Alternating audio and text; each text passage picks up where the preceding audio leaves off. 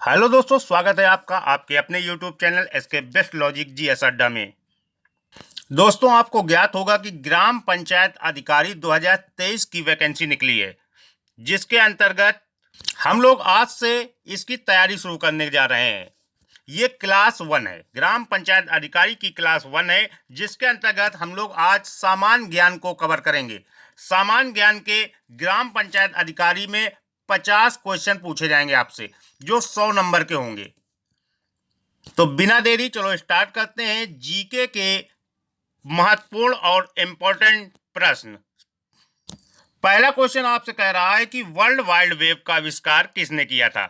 तो आपको याद रखना है टिम बर्नर्स-ली ने। टिम बर्नर्स-ली ने वर्ल्ड वाइड वेब का आविष्कार किया था। वर्ल्ड वाइड वेब जो है वो WWW का पूर्ण रूप है। WWW का पूर्ण रूप है वर्ल्ड वाइड वेब, जिसका आविष्कार टिम बर्नर्स-ली ने की थी। अगला क्वेश्चन देखिए। अगला क्वेश्चन कह रहा है आपसे जल्लीकट्टू किसके साथ जुड़ा है। तो आपको याद रखना है पोंगल। जल्लीकट्टू जो है ये तमिलनाडु का एक प्रसिद्ध खेल है, जो पोंगल त्योहार के दिन मनाया जाता है। पोंगल त्योहार के दिन मनाया जाता है। तमिलनाडु का ये खेल है, ये भी याद रखना, तमिलनाडु का त्योहार है पोंगल। बताया जाता है कि ये खेल लगभग 2500 साल पुराना है। चलिए आगे देखिए अगला क्वेश्चन। अगला क्वेश्चन आपसे कह रहा है कि सुब्रमण्यम भारती किस क्षेत्र के लिए प्रसिद्ध व्यक्ति थे। तो आपको याद रखना है कि कवि थे। सुब्रमण्यम भारती जो है वो कवि थे। सुब्रमण्यम भारती को भारतीयार नाम से भी जाना जाता है। इनका जन्म जो हुआ था तमिलनाडु में 11 दिसंबर 1882 में हुआ था। 1882 में इनका जन्म हुआ था तमिलनाडु में। चलिए आगे देखते हैं अगला क्वेश्चन। अगला क्वेश्चन आपसे पूछ रहा है कि किस स्वतंत्रता सेनानी ने महात्मा गांधी को पहली बार राष्ट्रपिता कहकर संबोधित किया था। तो याद रखना है सुभाष चंद्र बोस ने। सुभाष चंद्र बोस ने पहली बार महात्मा गांधी को राष्ट्रपिता कहा था। सुभाष चंद्र बोस को नेताजी भी कहा जाता है, नेताजी। तुम मुझे खून दो, मैं तुम्हें आजादी दूंगा, ये नारा भी सुभाष चंद्र बोस का है, ये भी आपको याद रखना है। चलिए आगे देखिए अगला क्वेश्चन। अगला क्वेश्चन आपसे कह रहा है कि ए सुटेबल बॉय पुस्तक के लेखक कौन है।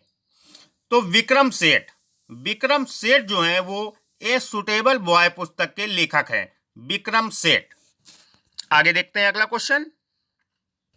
अगला क्वेश्चन आपसे कह रहा है कौन से महत्वपूर्ण व्यक्ति सभी 3 गोलमेज सम्मेलन में भाग लिए थे। तो याद रखना है B.R. अम्बेडकर। B.R. अम्बेडकर जो थे वो तीनों गोलमेज सम्मेलनों में भाग लिया था। इन्होंने, ये पहले व्यक्ति थे जिन्होंने तीनों गोलमेज सम्मेलनों में भाग लिया है। 3 ही गोलमेज सम्मेलन हुए हैं, तीनों में भाग लिया है B.R. अम्बेडकर ने, यानी भीमराव अम्बेडकर ने। भीमराव अम्बेडकर को भारतीय संविधान का निर्माता भी कहा जाता है दोस्तों, और इन्हें कानून मंत्री भी कहते हैं। B.R. अम्बेडकर, डॉक्टर भीमराव अम्बेडकर। आगे देखिए अगला क्वेश्चन। अगला क्वेश्चन आपसे कह रहा है कि महिलाओं और बच्चों के कल्याण के लिए जननी सुरक्षा योजना का शुभारंभ किसके जन्म दिवस पर हुआ है। तो याद रखना है कस्तूरबा गांधी। महिलाओं और बच्चों के कल्याण के लिए जो कार्यक्रम चालू किया गया है, जिसका नाम है जननी सुरक्षा योजना, इसका आयोजन जो है वो शुभारंभ जो है वो कस्तूरबा गांधी के जन्म दिवस पर किया गया है। कस्तूरबा गांधी कौन है ये आपको पता होना चाहिए। ये महात्मा गांधी की पत्नी है, कस्तूरबा गांधी। महात्मा गांधी की पत्नी का नाम है कस्तूरबा गांधी। आगे देखिए अगला क्वेश्चन। अगला क्वेश्चन आपसे पूछ रहा है कि भारतीय अर्थव्यवस्था का मेरुदंड कौन सा क्षेत्र है। तो याद रखना है कृषि क्षेत्र। भारतीय अर्थव्यवस्था का मेरुदंड या कहें मजबूत कड़ी, भारतीय व्यवस्था की मजबूत कड़ी कहें या मेरुदंड कहें, ये है कृषि क्षेत्र। आगे देखिए अगला क्वेश्चन आपसे कह रहा है कि इकोनॉमिक सर्वे किसके द्वारा प्रकाशित किया जाता है। तो याद रखना है मिनिस्ट्री ऑफ फाइनेंस, वित्त मंत्रालय के द्वारा। वित्त मंत्रालय के द्वारा इकोनॉमिक सर्वे प्रकाशित किया जाता है, वित्त मंत्रालय के द्वारा। आगे देखिए अगला क्वेश्चन आपसे कह रहा है कि राष्ट्रपति द्वारा राज्यसभा में कितने सदस्यों को नामित किया जा सकता है? तो याद रखना है 12 सदस्यों को। राष्ट्रपति जो है वो राज्यसभा में 12 सदस्यों को मनोनीत कर सकता है, यानी नामित कर सकता है। 12 सदस्यों को याद रखना है दोस्तों आपको। चलिए देखते हैं अगला क्वेश्चन। अगला क्वेश्चन आपसे पूछ रहा है कि हंटर आयोग ने किसके विकास पर अधिक बल दिया? तो याद रखना है प्राथमिक शिक्षा। हंटर आयोग का जो उद्देश्य था वो प्राथमिक शिक्षा को बढ़ावा देना था। भारतीयों में शिक्षा को बढ़ावा देने के लिए भारतीय शिक्षा आयोग का गठन हुआ। भारतीय शिक्षा आयोग का गठन हुआ जिसकी अध्यक्षता जो है विलियम हंटर ने की थी। भारतीय शिक्षा आयोग का जो गठन हुआ था इसकी अध्यक्षता जो है विलियम हंटर ने की थी, इसलिए इसका नाम हंटर आयोग पड़ा था। हंटर आयोग। आगे देखिए अगला क्वेश्चन। अगला क्वेश्चन आपसे कह रहा है कि नेपाली भाषा का मुख्य रूप से किस राज्य में बोली जाती है? तो आपको याद रखना है सिक्किम में। नेपाली भाषा जो है वो मुख्य रूप से सिक्किम में बोली जाती है। सिक्किम की राजधानी है गंगटोक। ये भी याद रखना है आपको, सिक्किम की राजधानी गंगटोक है और इसके जो गवर्नर है वो गंगा प्रसाद हैं। सिक्किम के गवर्नर गंगा प्रसाद हैं और सीएम जो हैं सीएम प्रेम सिंह तमांग जो हैं वो सिक्किम के सीएम हैं, प्रेम सिंह तमांग। आगे देखिए अगला क्वेश्चन। अगला क्वेश्चन आपसे कह रहा है कि सर्वश्रेष्ठ विदेशी भाषा फिल्म के लिए वर्ष 2016 की ऑस्कर विजेता फिल्म कौन सी थी? तो याद रखना है सन ऑफ सॉल जो है वो सर्वश्रेष्ठ विदेशी भाषा की फिल्म थी जिसे 2016 में ऑस्कर अवार्ड से नवाजा गया था। यानी 2016 की विदेशी फिल्म सन ऑफ सॉल ऑस्कर विजेता थी।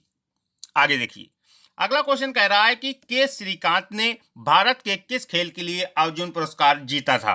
तो याद रखना है के श्रीकांत जो है वो बैडमिंटन से संबंधित हैं। इन्होंने बैडमिंटन में अर्जुन पुरस्कार मिला था इनको, अर्जुन पुरस्कार। बैडमिंटन के लिए के श्रीकांत को अर्जुन पुरस्कार दिया गया है और अर्जुन पुरस्कार जो है वो खेल के क्षेत्र में दिया जाता है दोस्तों, ये भी याद रखना है, अर्जुन पुरस्कार खेल के क्षेत्र में दिया जाता है। आगे देखते हैं अगला क्वेश्चन। अगला क्वेश्चन आपसे कह रहा है कि खजुराहो समूह के प्रसिद्ध स्मारक किस राज्य में स्थित है? तो याद रखना है मध्य प्रदेश में। खजुराहो के जो प्रसिद्ध स्मारक हैं, खजुराहो के मंदिर हों या सब हों, ये सब मध्य प्रदेश में हैं दोस्तों, एमपी में। आगे देखिए अगला क्वेश्चन आपसे कह रहा है कि दूरदर्शन की स्थापना किस वर्ष की गई थी? तो याद रखना है 1959 में। दूरदर्शन की स्थापना 1959 में की गई थी। दूरदर्शन चैनल का स्थापना जो है 1959 में हुई थी। इसे टेलीविजन इंडिया के नाम से भी जाना जाता था। टेलीविजन इंडिया, दूरदर्शन को टेलीविजन इंडिया के नाम से भी जाना जाता है। जब ये चैनल शुरू हुआ था तो इसका प्रसारण सप्ताह में 3 बार किया जाता था, केवल वो भी आधा घंटे के लिए, केवल 30 मिनट के लिए किया जाता था, सप्ताह में 3 बार। आगे देखिए अगला क्वेश्चन। अगला क्वेश्चन आपसे कह रहा है कि बुलंद दरवाजा किसके द्वारा बनवाया गया था? तो याद रखना है अकबर द्वारा। बुलंद दरवाजा जो है वो अकबर द्वारा बनवाया गया था, फतेहपुर सीकरी में है जो, अकबर द्वारा। आगे देखिए अगला क्वेश्चन। अगला क्वेश्चन कह रहा है बोर्न जेम्स कौन सा अंतरराष्ट्रीय खेल है? तो आपको याद रखना है बास्केटबॉल। बास्केटबॉल को बोर्न जेम्स के नाम से भी जाना जाता है, ये अंतरराष्ट्रीय खेल है बास्केटबॉल। आगे देखिए अगला क्वेश्चन आपसे कह रहा है कि भाषा के आधार पर राज्यों का पुनर्गठन किस वर्ष में किया गया था? तो याद रखना है 1956 में। भाषा के आधार पर राज्यों को बांटा गया था 1956 में। आगे देखिए अगला क्वेश्चन आपसे कह रहा है कि जापान में होन्शु नामक द्वीप किसके लिए प्रसिद्ध है? तो याद रखना है तेल के लिए। जापान में जो होन्शु नामक द्वीप है वो तेल के लिए प्रसिद्ध है। जापान में है होन्शु नामक द्वीप, याद रखिएगा। अगला देखते हैं अगला क्वेश्चन। अगला क्वेश्चन कह रहा है कि भारत में किस गवर्नर जनरल को स्थानीय स्वशासन का पिता कहा गया है? तो याद रखना है लॉर्ड रिपन को। लॉर्ड रिपन को स्थानीय स्वशासन का पिता कहा गया है। भारत के गवर्नर जनरल लॉर्ड रिपन को स्थानीय स्वशासन का पिता कहा जाता है। आगे देखिए अगला क्वेश्चन कह रहा है कि 1935 में संविधान सभा का सुझाव किसके द्वारा प्रस्तावित किया गया? तो आपको याद रखना MS रॉय। 1935 में संविधान सभा का जो सुझाव है वो MS रॉय ने दिया था। 1935 में दिया था, सन भी याद रखिएगा। आगे देखिए अगला क्वेश्चन। अगला क्वेश्चन आपसे कह रहा है कि वर्तमान कंप्यूटिंग में समस्त विश्व में कौन सा कोड प्रयोग किया जाता है और स्वीकार्य है? तो याद रखना है ASCII।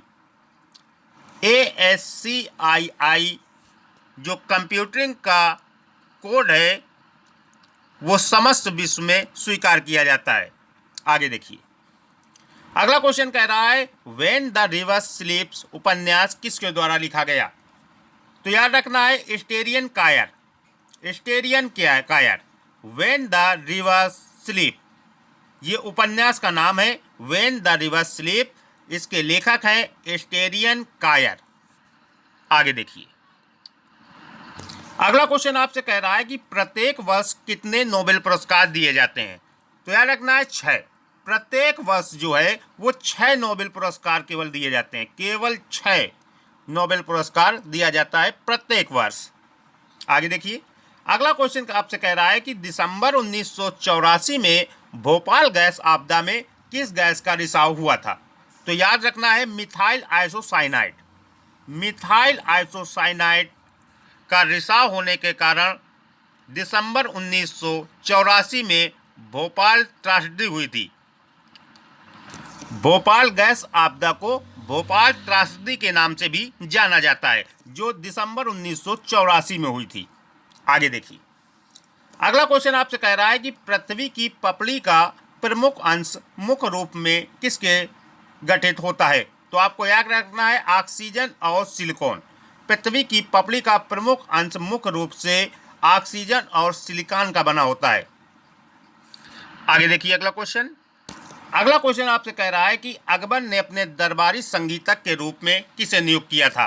तो याद रखना है मियां तानसेन।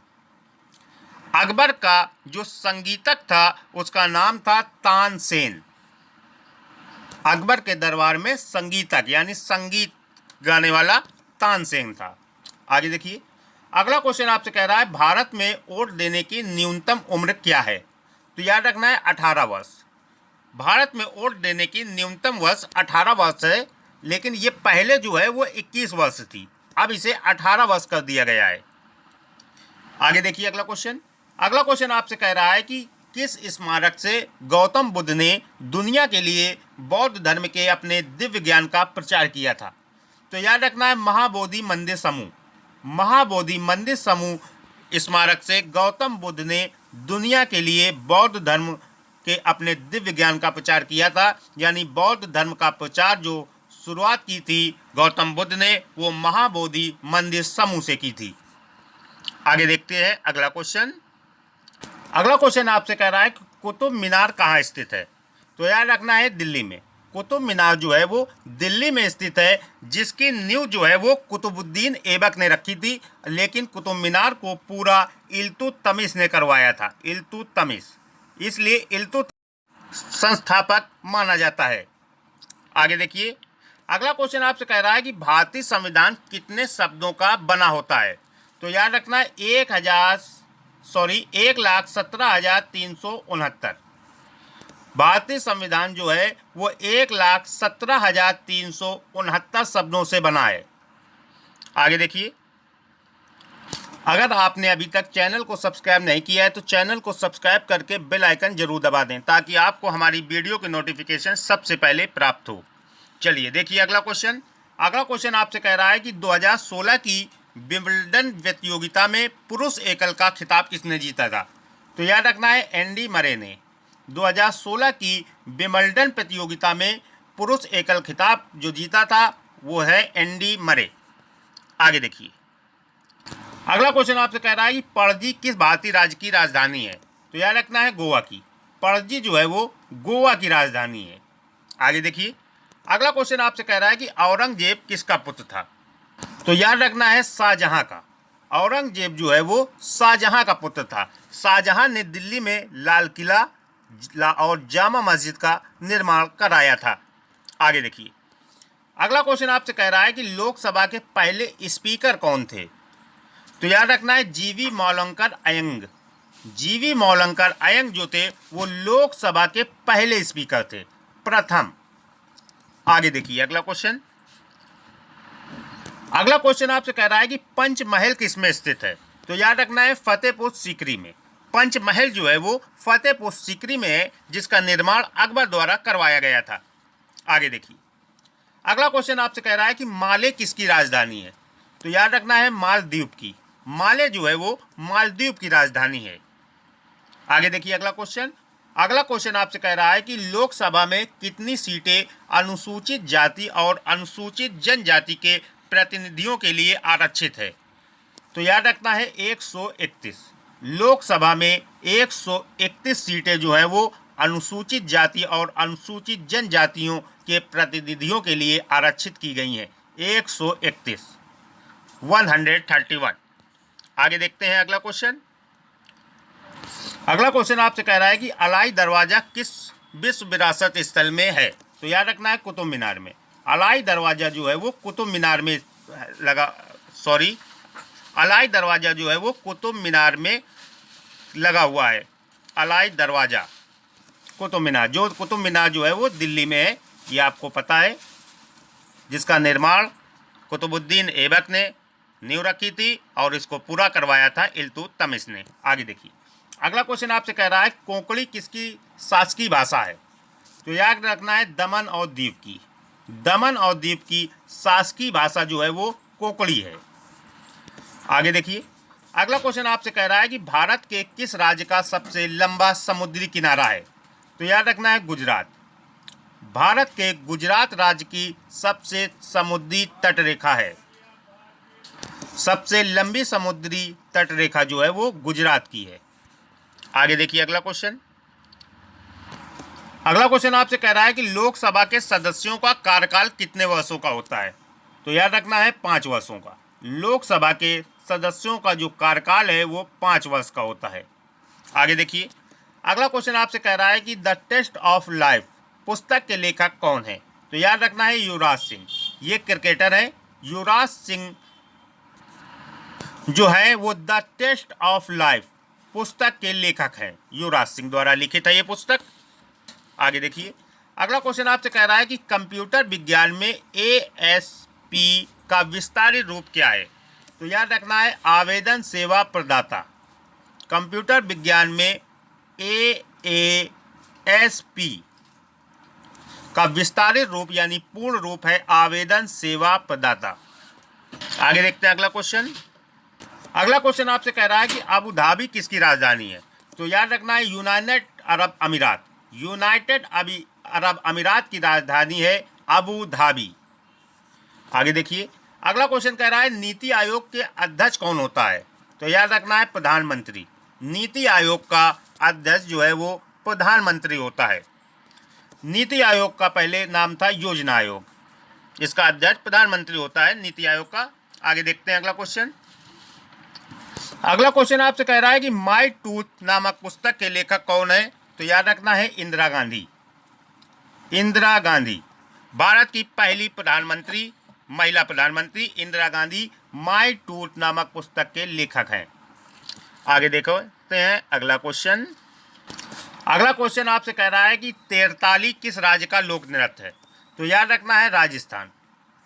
तेरताली जो है वो राजस्थान का लोक नृत्य है।